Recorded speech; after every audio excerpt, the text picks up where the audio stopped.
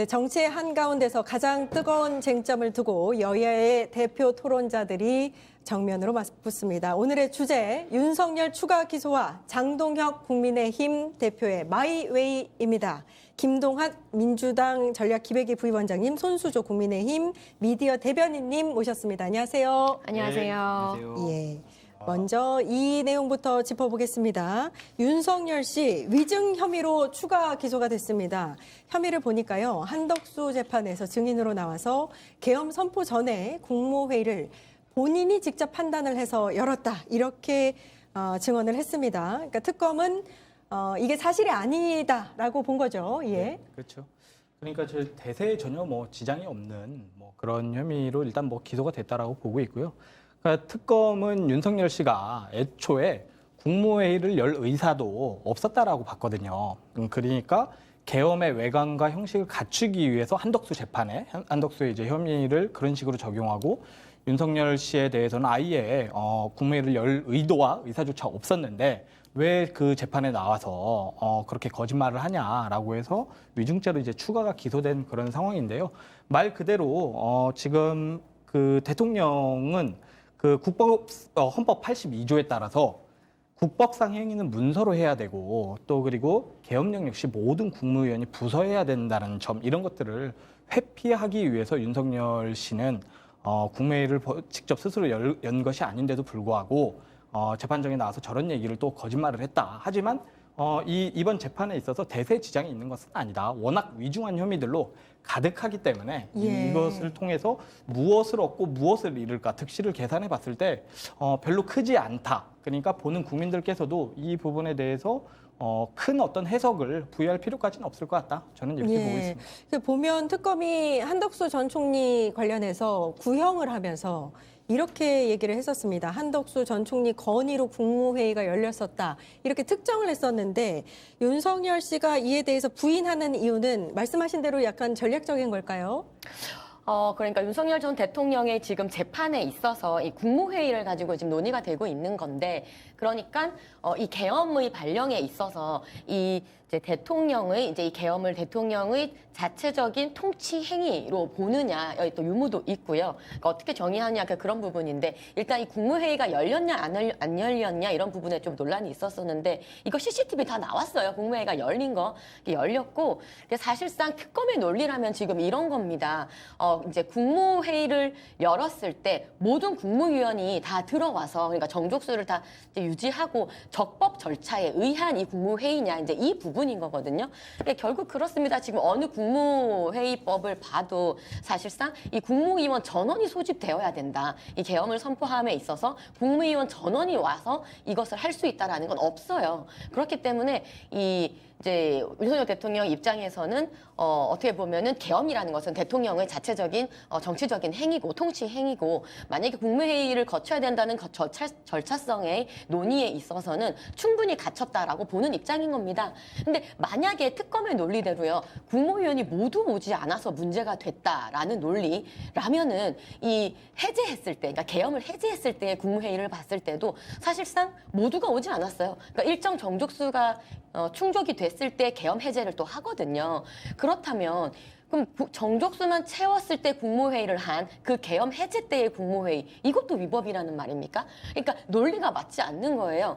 이 처음에 계엄을 발령했을 때의 국무회의가 위법이라면 해제했을 때 이 국무회의도 위법이 되는 겁니다. 그래서 이 특검의 논리가 이 앞뒤가 안 맞기 때문에 전혀 성립하지 않는다라고 볼 수 있는 것 같아요. 대변인님, 근데 질문이 뭐였냐면 윤석열 씨가 한덕수 재판에서 국무회의를 본인이 열었다고 했다는 점에 대해서 추가 기소를 했다는 거였습니다. 이 부분에 대해서는 어떤 의견을 갖고 계세요? 그러니까 국무회의에 대해서 이제 위증을 했다는 것으로 지금 추가 기소를 한 것이잖아요. 본인이 열었다고 한 것에 대해서 네네. 한덕수 전 총리가 제안을 해서 열린 걸로 우리는 알고 있는데, 그러니까 특검에서는 그렇게 판단하는 것이지 않습니까? 그렇게 해서 국무회의가 열리지 않았다고 판단을 하기 때문에 윤석열 전 대통령의 내가 열었다는 게 위증이라고 지금 보는 거잖아요. 그렇지 않습니까? 어떤 논리인지 네. 잘 아니 이해가 그런 논리라기보다는, 그러니까 이제 특검은 기본적으로 이 사건의 구조를 봤을 때 그 계엄령 선포는 위법한 것이고, 그리고 이것은 아무튼 정식 국무회의 절차를 거치지 않았다라고 보는 것인데, 그 외관을 형성하기 위해 한덕수 전 총리로 하여금 국무위원들을 소집해서 이 외관을 갖췄다. 그것은 그 윤석열 씨는 애초에 국무회의를 소집할 의사조차 없었다. 그런데 왜 이 재판정에 와서 마치 왜 자기가 국무회의를 연 것처럼 얘기를 하느냐. 그리고 그것은 증거와 진술에 의해서 다 뒷받침이 돼 있기 때문에 예. 윤석열 씨가 저렇게 증언을 하건 법정에서 진술을 하건 그것은 법적 그 객관적 증거와 진술에 의해서 다 배척이 되기 때문에 바로 이것을 위증 혐의로 적용할 수 있다고 봐서 특검이 위증 혐의를 추가를 했죠. 그러니까 특검이 그것을 상정하고 있기 때문에 그러니까 국무회의를 이제 열어야 된다는 그 절차적 정당성이 있어야 된다고 특검이 생각을 하고 있기 때문에 그렇게 맞춰놓고 사실상 보고 있기 때문에 윤석열 전 대통령의 발언이 위증이라고 본다고 저는 보는 거예요. 그래서 제가 서두에 드린 말씀이 그거예요. 헌법 82조에 따라서 대통령의 모든 그 국법상 행위는 문서로서 통치를 해야 되고 국무위원회 부서가 들어가야 됩니다. 그러니까 지금 사례만 볼 필요도 없어요. 과거 전두환이 전국에 계엄 선포했을 때 각 국무위원들 다 부서한 거 우리 국민이 다 보셨어요. 그러니까 사례와 판례에 의해서도 방금 말씀하신 주장은 배척이 가능한 거예요. 그러니까 이 역시 그러니까 사법부의 시간이기 때문에 우리가 지금 법리적으로 그렇죠. 다 따질 수는 없겠지만 제가 말씀드리고 싶은 건 이런 거예요.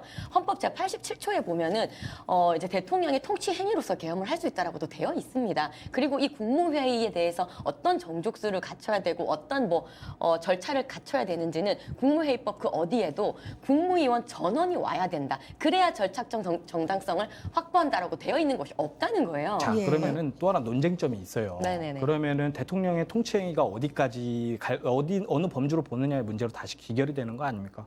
우리 헌법상이나 대통령제를 채택하고 있는 나라는 대통령에게 상당한 권한을 부여하고 있죠. 행정부 수반이라는 막강한 권한을 부여하고 있는 것과 동시에 그럼에도 불구하고 재헌 헌법에서 아예 헌법이 만들어질 때부터 내란과 외환의 죄는 통치 행위로 볼 수 없다라는 점을 분명히 했거든요.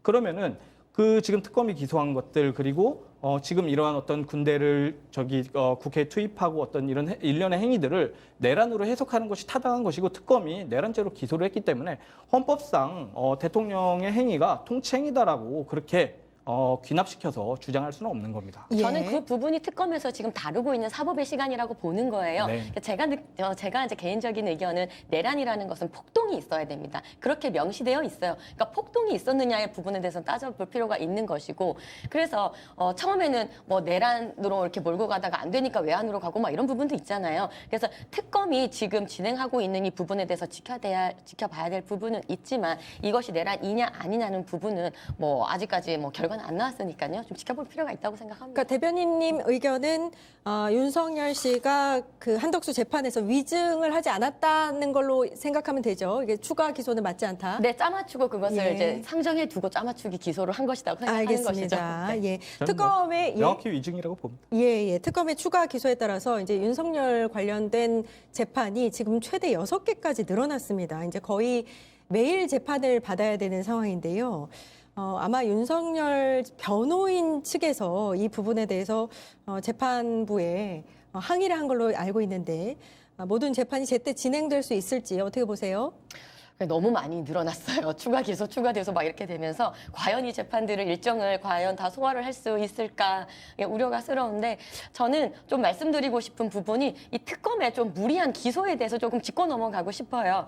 지금 특검이 그러니까 이른바 덧센 특검이라는 것을 법 개정을 하면서 최대 규모의 특검 지금 아니겠습니까? 일정도 원래 90일에다가 뭐 3번이나 연장을 더 할 수 있게 되면서 최종 뭐 180일의 역대 최장 기간 특검을 하고 있고요. 뭐 돈도 지금 우리 세금도 400억 이상 쓴 그런 어마무시한 특검입니다. 근데 그럼에도 불구하고 이렇게 180일 가량 수사를 하고 나서의 남는 실질적인 증거가 무엇인가요?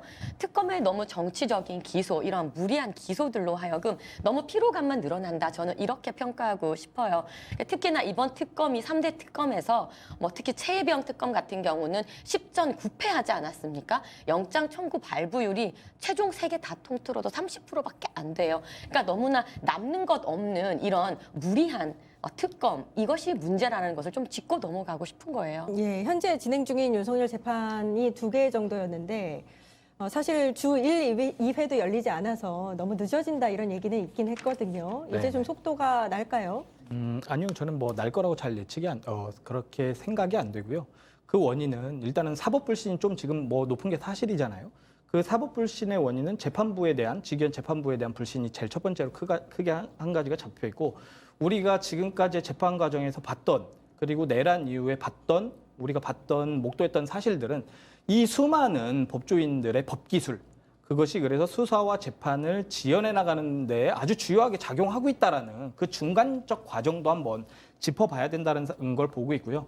그래서 지금 아마 1심 공판이 얼마 이제 한 4달 앞으로 한 달 정도 앞두고 있는데 그 사이에도 어마어마한 법기술들, 법을 지연시키려고 하는 의도 또 아니면 이럴 수 있겠죠. 그러지는 않겠지만 예를 들어서 윤석열 변호인단이 오히려 이것을 좀 땡겨야겠다라는 전략적 의도로 법기술을 발휘한다라고 하면 생각보다 직위원 재판부가 빨리 이렇게 움직이게 되는 그만큼 사법의 불신이 너무 깊어졌다라는 생각이 첫 번째 들고 이게 어떤 혐의입니까? 우리가 일반 형법상 예를 들어 절도라든가 이런 거 얘기하는 거 지금 아니거든요. 전 국민의 생명과 안전에 중대한 위협을 가할 수 있는 혐의로 지금 기소되고 재판하는 그 과정이 있는 거예요. 그렇기 때문에 훨씬 엄정한 과정이 필요한 것이고 이 과정에서의 상당한 피로감은 어디서 발생하고 있느냐. 바로 기소를 하고 영장을 청구를 했음에도 불구하고 말도 안 되는 기각률에서 정말 많은 좌절이 지금 있다. 예. 그렇기 때문에 지금 후속 작업들이 계속 여당 속에서 지금 민주당 내에서 논의되고 준비되고 있는 거다라고 저는 해석을 합니다. 예. 네, 사법부 불신 말씀 주셨는데 사실상 너무 웃기는 게 양 당이 다 지금 불신을 하고 있어요. 직위원 판사를 말씀하셨는데 제가 느끼는 사법부의 불신은 오히려 최근에 진행되고 있는 전담 재판부 설치라든지 법 왜곡죄라든지 이렇게 사법부의 그 독립을 근본적으로 흔드는 그 자체에서 사법부의 불신이 있다고 봅니다. 그리고 사실상 이 사법부가 흔들리는 모습들, 그다음에 흔드는 모습들이 민주당의 행태들이 조금 있었죠. 가령 예를 들면 특히 이 조희대 원장님, 조희대 한독수 회동술이 있었지 않습니까? 예. 그러면서 민주당에서 가장 공격했던 포인트는 조희대 대법원장이 정치적인 판결을 했다 이거였어요. 그래서 사법부가 정치화되었다라고 비판을 했었는데 이 회동술 어땠습니까? 그냥 AI 조작으로 끝났지 않습니까? 그러니까 사법부를 형해화시키고 사법부를 그 독립을 흔드는 존폐를 흔드는 것은 굉장히 민주당에서 지금 진행하고 있는 일련의 사태들 때문에 오히려 불신이 더 가중된다. 저는 이렇게 보고 있거든요. 자, 딴 말씀 드리지 않을 수가 없는데요. 그간의 과정 속에서 예를 들어서 지난번에 서부지법 폭동 같은 것도 있었고 그리고 이후에 일련의 사법부가 불신을 받는 이 과정 속에서 그 사법부가 스스로를 정화하려는 스스로 그리고 개선하려는 적극적으로 개선하는 노력을 하나도 보여주지 않았거든요. 그러니까 사법부 역시 국민 위에서 동떨어져서 무슨 하늘 아래서 원님 재판하는 그런 존재가 아니에요. 국민이 정당한 비판을 하면은 그에 따른 수용과 그에 따른 어떤 조직상, 조직 구조상 변화를 줘가면서 국민의 신뢰를 얻기 위한 과정 역시 필수적으로 동반을 해야 대변인께서 말씀하시는 그런 것도 정당한 논리를 갖게 되는 거죠. 그리고 이 사법부가 지금 과도하게 예를 들어서 지금 이 내란 국면에서 과도하게 집중이 돼 있기 때문에 지금 많은 비판과 이런 것도 당연히 따를 수밖에 없지만 그 과거에는 지금 어땠습니까? 바로 이제 김건희 씨만 보더라도 김명수 대법원장을 어떻게 할지 말지에 대해서 그냥 다 뒤에서 그렇게 뒷작업 정치적으로 하고 흔드는 작업들은 이미 전 정권에서 다 보여줬던 일들이에요. 우리는 이런 내란에 있어서 분명한 절차와 그리고 투명한 앞으로의 과정을 거치기 위해서 지금 법사위 안에서도 다 논쟁을 통해서 국민 앞에서 공개해 나가면서 이런 과정들을 거치고 있다는 점 분명히 좀 말씀을 드리고 싶습니다. 예. 네, 그럼요. 스스로의 자정 너무나 중요합니다. 근데 100번 이제 양보하고 이해를 해서 알겠는데 그렇다면 내란 전담부를 설치를 해서 원하는 판사들을 사법부의 그 판사를 외부 요인으로 그렇게 넣는 것이 이 사법부의 독립을 해치는 것이 과연 맞습니까? 법 왜곡죄를 이렇게 일방적으로 드라이브를 걸면서 본인들이 봤을 때 이것은 법을 왜곡시켰다. 그 기준이 없어요. 그러니까 사법부에 개인의 의견, 어떤 집단의 의견이 들어간다는 사법부의 정치화가 굉장히 우려되는 이 법 왜곡죄라는 같은 것을 넣는 것이 과연 이 사법부의 정의를 구현하는데 이게 맞습니까? 저는 이것을 묻지 않을 수가 없고요. 사실 그렇습니다. 각 제도며 이 나라의 시스템이며 뭐 사실 선관위만 봐도 그래요. 선관위의 부정 채우기 100몇 건 있었잖아요. 스스로 자정해야 된다는 얘기를 늘 있었지만 그 자체가 좀 이루어지지 않는 등 뭐 여러 가지 대한민국의 기관마다 자정돼야 되는 부분은 많습니다. 검찰도 마찬가지고요. 근데 하지만 지금의 민주당이 거는 드라이브는 다 그냥 제도를 없애버리는 거예요. 검찰청 폐지해버린 것이고 배임죄 없애버리려고 하고 법 왜곡죄 새로 만들어버리고 이러한 시도들이 과연 이 대한민국을 지키고 있는 삼권 분립이라는 사법부의 독립이라는 이것을 해치는 것보다 더 중요한가요? 자, 민주당은 헌법 틀 안에서 그리고 법치주의의 틀 안에서 제도적 시스템 안에서 다 논의하고 있다는 과정 분명히 다시 한번 말씀드리고 싶고요. 그러니까 이런 과정 거치면서 그런 비판할 요소들 비판할 수 있다고 봐요. 저는 뭐 그럴 수 있지만 헌법 틀 안에서 논의되는 것이 중요하지 이것을 결정적으로 헌법 밖에서 이런 것들을 외부적인 어떤 이런 말도 안 되는 어떤 내란의 과정을 통해서 외과적 처방을 한다는 것은 이거야말로 있을 수 없는 일인 거죠. 예, 네. 알겠습니다. 자, 전담재판부요. 절대 헌법 안에서 하시는 것 아닙니다. 지금 예. 대한민국 헌법 110조에 보면요. 절대 법관이 아닌 다른 사람으로서 그것을 사법부를 구성할 수 없도록 되어 있습니다. 이것은 만약에 전담재판부 설치를 이렇게 일방적으로 하실 거면요. 위헌법률심판 들어갈 수밖에 없습니다. 예, 대변인 그래서 일단은 네. 네. 오늘 주제가 이게 아니기 때문에 너무 저희가 내란 나갔나요? 전담 재판부에 대해서 이렇게 길게 얘기하면 뒤에 준비한 내용들을 하나도 하지 못할 것 같습니다. 일단 헌법적인 절차 안에서 어쨌든 이루어지게 될 거니까 그거는 이제 결과를 우리 모두 다 지켜봐야 되는 거고요. 윤석열의 위증 혐의 추가 기소 관련해서 다시 돌아가겠습니다. 이 기소가 한덕수 전 총리의 재판에서 한덕수 전 총리의 선고에 어떤 영향을 미칠지 또 내지는 윤석열 씨의 재판에 어떤 영향을 미칠지 요거를 좀 한번 분석을 해주시죠. 뭐 저는 뭐 법조인은 물론 아니지만 이게 내란 우두머리의 형량에 뭐 그렇게 큰 구성 요건에 크게 뭐 그 대세 지장이 없다라는 입장은 뭐 기본적으로 있고요. 예. 그리고 윤석열 씨가 아무리 저런 말을 한다 하더라도 지금 객관적 증거와 진술에 의해 배척되는 증언과 주장이기 때문에 별로 위증죄로 하는 것이 뭐 특검이 위증죄로 기소하는 것이 당연한 것이고 또 그 위증에 의해서 추가 의율될 것이라고 저는 그렇게 한덕수 전 판단하고 총리에게는 영향이 있을까요? 뭐 별개 사건 뭐 이게 이 이란성 쌍둥이와 같은 사건이기 때문에 예. 그것을 지금 뭐 판단해서 뭐 전망하기는 쉽지 않다라고는 보지만 제가 보기에는 뭐 크게 적용될 것 같지는 않다. 이건 어떤가요? 한덕수 전 총리가 아니다. 국무회의를 열자고 건의한 것은 나다. 이렇게 계속해서 주장하고 있지 않습니까? 네. 이 주장을 바꾸지 않는다면 네. 윤석열 씨의 위증 혐의는 이제 입증이 되는 거죠. 근데 이제 주장을 바꾸고 말고의 문제는 아닌 것 같고요. 예. 저는 이제 통신 기록이라든가 뭐 각종 기록과 진술에 의해서 이미 축적돼 있는 상태. 그러니까 산은 이렇게 다 높이 쌓여져 있는데 그 꼭대기에서 잠깐 뭐 이렇게 한다고 해서 자기의 진술을 다 와르르 이렇게 그 산을 무너뜨릴 정도로 이르지 않는다. 그렇게 생각합니다. 그렇군요. 예, 대변인님. 네, 우리 앞서 이제 말씀 주신 것처럼 이 사건은 개별 사건이기 때문에 이렇게 실질적인 뭐 법리적인 영향이 크게 있을지는 잘 모르겠습니다. 그리고 지금 한덕수 전 총리의 이제 재판이 이제 다음 달 이제 공소 나오는 걸로 지금 예. 나와 있기 때문에 그 일정을 막 늦추면서까지 막 서로 영향이 되고 그럴 것 같지는 않아요. 근데 워낙 이 국무회의라는 사건이 동일한 시점에 있었던 같은 사건이기 때문에 이것을 이제 어떻게 윤석열 전 대통령이 위증이냐 한덕수 전 총리가 위증이냐 뭐 이런 거에 따라서 이 국무회의 이제 요건에 대해서 좀 여러 가지 이제 의견이 분분할 텐데요.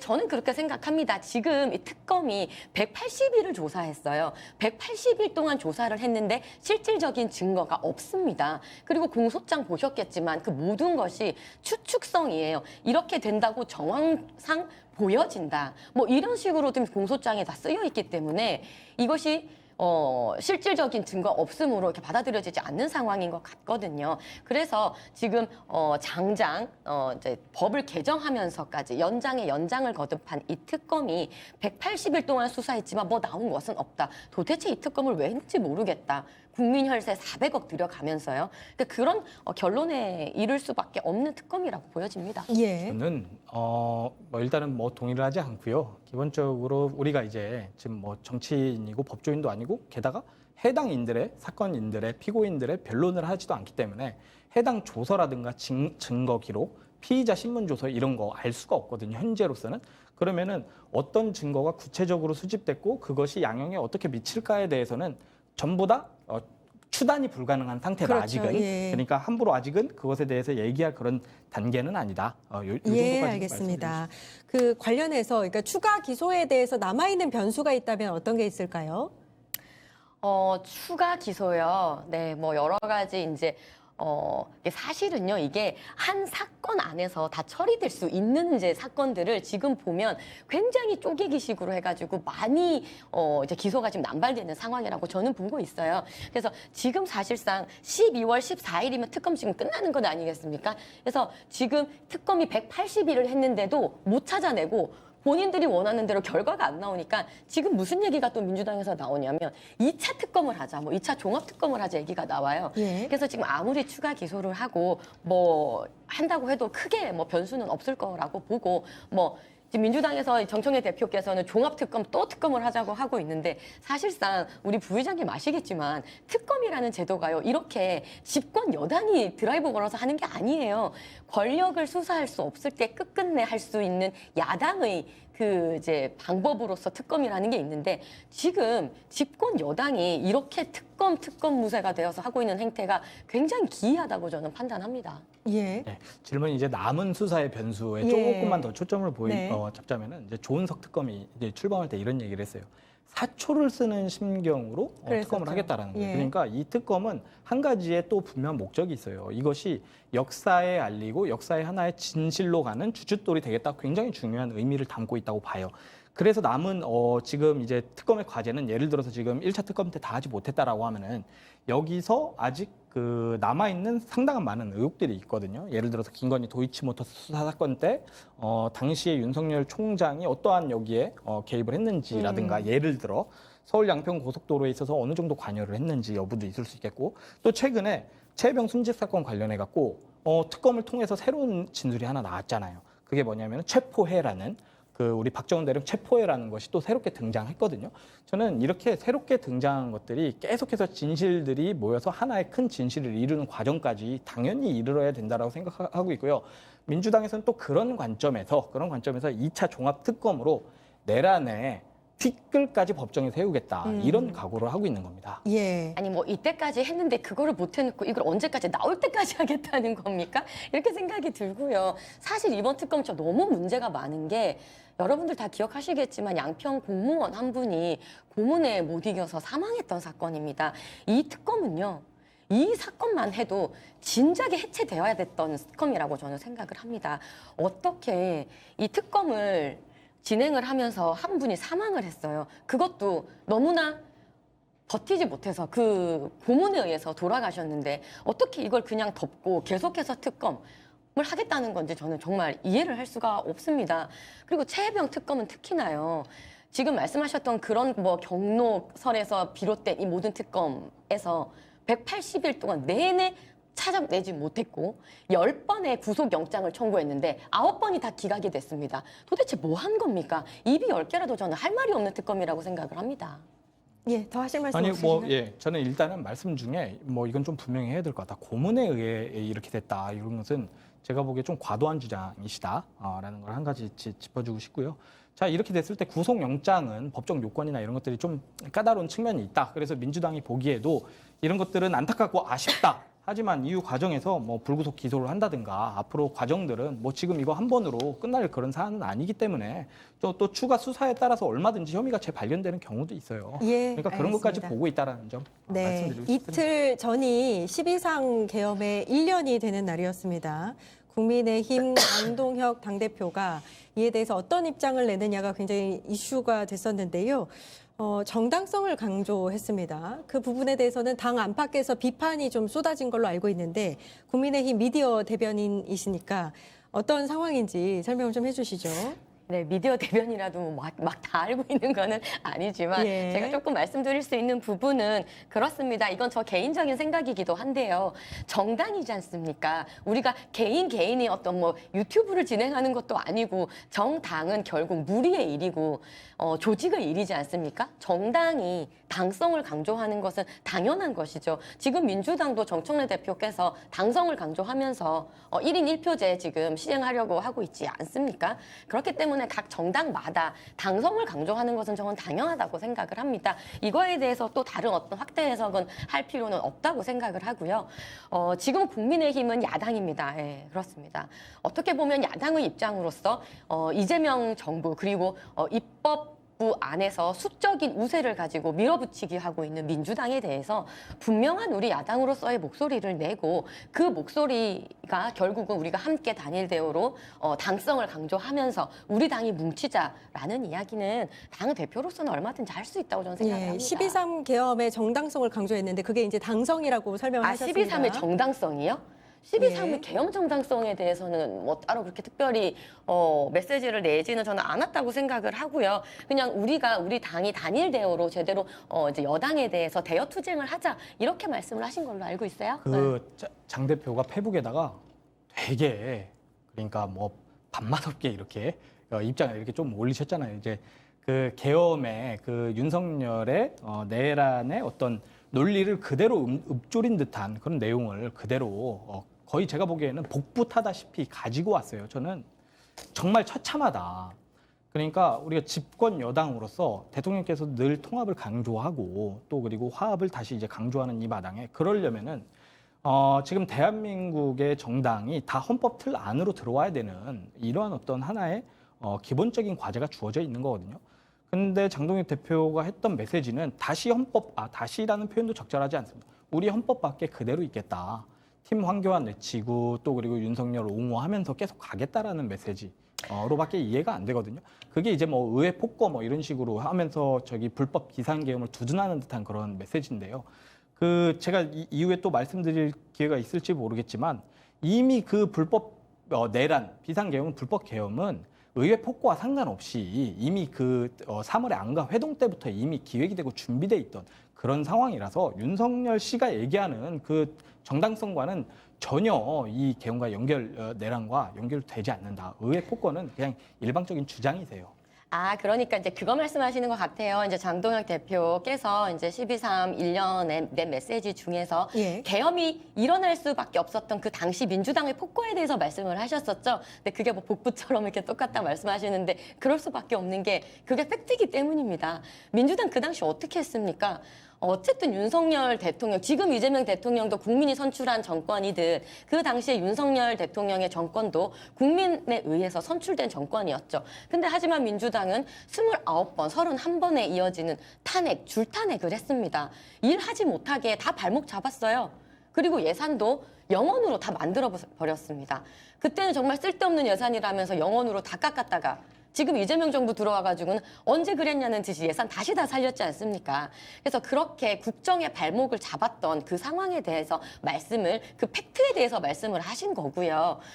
지금 이제 우리 또 부의장님께서는 이재명 대통령이 통합과 화합을 외치는 이 정국 속에서 왜 이렇게 하냐 말씀을 하셨는데 동의할 수가 없어요. 왜냐하면 지금 이재명 대통령의 행보들은 굉장히 야당을 탄압하고 있는 일색이다라고 생각을 하고 특히 정청래 대표는 지금 틈만 나면 위헌정당 해산해버리겠다 이런 얘기를 하고 있잖아요. 이게 어떻게 통합이고 화합입니까? 그래서 조금 보시는 시각은 다 다를 수 있고요. 특히 또 아까 말씀하셨던 뭐 안가 회동에서 벌써 기획이 되고 있다라고 이거는 그냥 일방적인 주장이지 전혀 팩트로 뭐 나온 얘기는 아니기 때문에 전 주장일 뿐이다 이렇게 생각을 해요. 증거와 진술에 따라서 지금 다 나온 내용이라서 그냥 뭐 제가 뭐 그렇게 보고 싶다라고 해서 얘기 드리는 말씀은 아닌 거고요.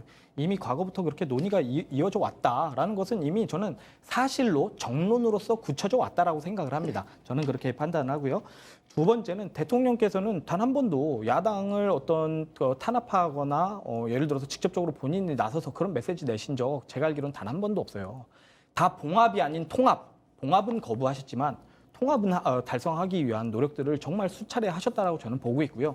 당과 정부의 운영 논리가 좀 다르다 보니까 메시지 온도의 차이는 뭐 있을 수 있다. 저는 그거는 그렇게 보긴 하는데 아무튼 대통령이 통합을 강조하는 것은 일관된 원칙과 소신에 따라서 가고 있다라고 보고 있고 마지막으로 한 말씀만 드려보자면은 아까 뭐 예산 뭐 이런 거 다 말씀하셨는데 12.3 불법 개엄이 일어났을 땐 예산안이 처리가 되지도 않았을 때예요. 그러니까 이런 것들은 다 이미 헌법재판소에서 어느 정도 배척된 논리를 다시 통으로 끌어올리시는 거라서 제가 보기에는 계속 그런 논리를 구축하시면 저는 안 될 것 같다라는 생각입니다. 요거 한 가지만 여쭙겠습니다. 12.3 비상계엄은 의회 폭거에 맞서기 위한 계엄이었다. 이게 이제 지난 3일에 페이스북에 장동혁 당대표가 올린 메시지인데 그러니까 이게 12.3 계엄에 대한 정당성을 언급한 것이 아니다. 이렇게 보시는 거죠?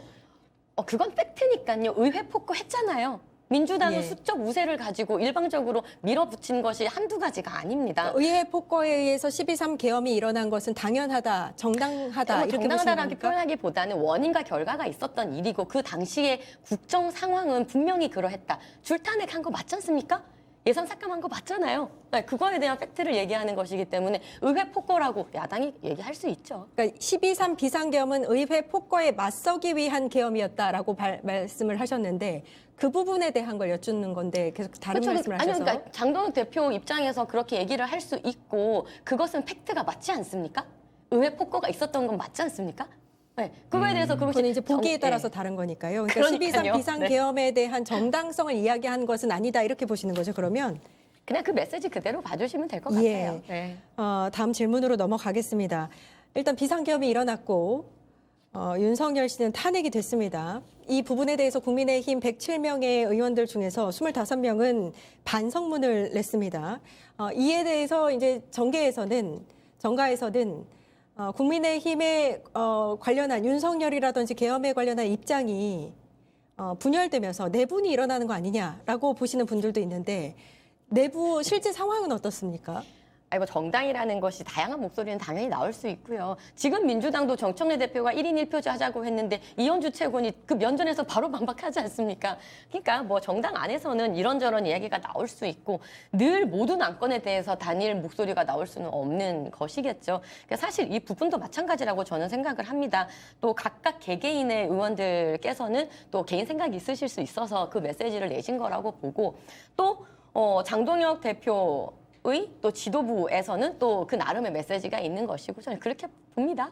예, 그러니까 각각의 사안에 대해서 여러 가지 의견이 있을 수는 있지만 이제 계엄에 대한 어떤 당성이라든지 당의 이제 하나의 의견이 나오는 거는 뭐 어찌 보면 당연할 것 같아요. 이제 대입 논리가 대입 루트가 전 좀 잘못됐다고 봐요. 그러니까 예. 뭐냐면은 뭐 예를 들어서 민주당에서 최근에 논의가 많이 됐던 뭐 당원 1인 1표제 이것은 당의 운영 원리, 시스템을 어떻게 좀 바꾸느냐 하는 그러한 과정에서 나온 하나의 어떤 논리인 반면에 이거 내란을 불법 비상계엄을 어떻게 해석하느냐는 정치 철학, 그러니까 생각에 관한 영역이 있거든요. 굉장히 크게 작용을 하고 있거든요. 예. 정당이 이제 정치 결사체라는 기본을 우리가 전제해 놓고 보건데 예를 들어서 내란을 두고 어떻게 보느냐에 따라서 쫙 갈라지는 것은 그 당의 정체성의 향방이 어떻게 갈라지느냐를 유추할 수 있는 아주 중요한 증거죠.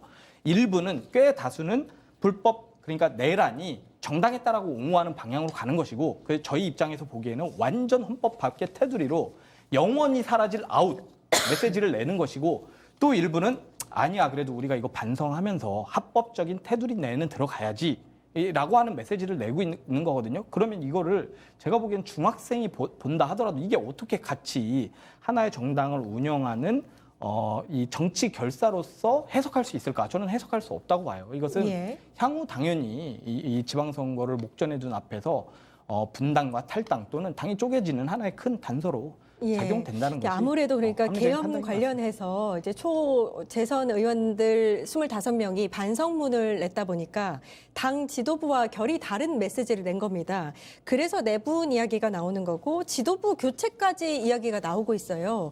그 부분에 대해서 정말 비대위 체제로 가는 상황인 건지 분위기는 어떤지. 그것은 민주당이 원하는 프레임. 저는 이렇게 생각을 해요.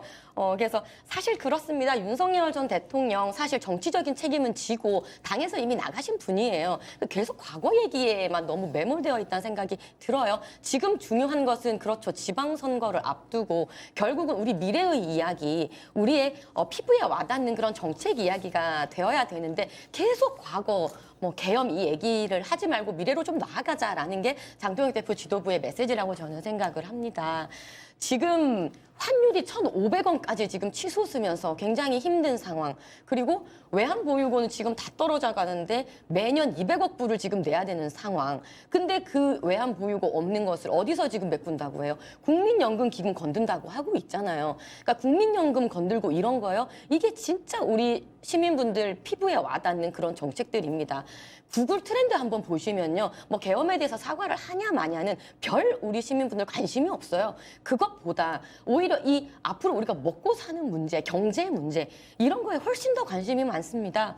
그러니까 지방선거를 앞두고 우리가 국민의힘이든 민주당이든 이런 미래의 이야기를 자꾸 해야지 계속해서 그 뭔가의 과거 프레임에 갇혀 있는 것은 이건 누구에게도 도움이 안 된다고 저는 생각이 들어요. 예, 한 말씀만 마지막으로. 짧게 하면은 모든 정당은 강령을 갖고 있거든요. 그 강령에는 경제가적인 측면, 그러니까 나라를 어떻게 경영할지에 대한 경제적인 측면, 경제적인 강령이 또 있는 것이고 정강, 예를 들어서 정당을 운용하는 정치 철학적 논리가 있거든요. 둘 다 잘해야죠.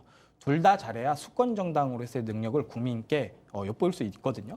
근데 어느 한쪽만 잘한다라고 해서 또 그것이 그렇게 정당하게 평가받지 않아요. 그러니까 다시 말씀드리면 둘 다 잘 정당의 평가를 받아야 된다는 것이고 장동혁 대표가 한쪽 측면에서는 불법 비상계엄을 계속 옹호하는 정치적 그 정강을 노선을 따르고 한쪽에서는 경제 예를 들어서 환율 문제 이렇게 얘기해서 이거 두 개 믹스해봤자 국민은 아무도 설득되지 않을 거예요. 제가 보기에는. 그러니까 저도 오늘 대변인 처음 뵙지만 빨리 옳은 노선으로 이탈하시라. 예. 저는 이런 말씀을 좀 한번 드리고 네, 싶습니다. 끝장 뉴스 오늘 여기까지 해야 될 것 같습니다. 이게 처음 만나셨는데 굉장히 이 토론이 알차게 굉장히 뜨겁게 진행이 된 것 같습니다. 김동한 민주당 전략기획위 부위원장님, 손수조 국민의힘 미디어 대변인님 고생해 주셨습니다. 감사합니다. 예, 어제 대선로 정말 많은 분들이 큰 불편을 겪으셨습니다. 그런데 이 시간 오세훈 시장은 해외로 출장을 갔다고 하죠. 얼마 전에 전남 신안에서 여객선 좌초 사고가 있었습니다. 당시 선장은 조타실에 한 번도 나타나지 않았다는 사실이 밝혀져서 논란이 됐었는데요. 그와 크게 다르지 않은 상황인 것 같아 마음이 무겁습니다. 12월 5일 끝장 뉴스 여기까지입니다. 내일 오후 4시 50분에 다시 찾아뵙겠습니다. 함께해 주신 여러분 감사합니다.